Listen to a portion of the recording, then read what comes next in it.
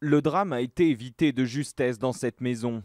Un couple avec ses 2 enfants dorment profondément lorsque leur grand-mère est prise de violentes nausées et maux de ventre.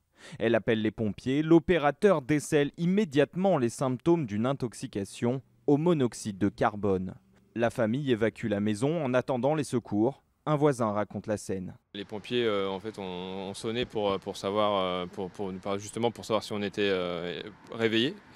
Et nous ont demandé si on allait bien, si on n'avait pas les symptômes du fait que la maison à côté avait été intoxiquée.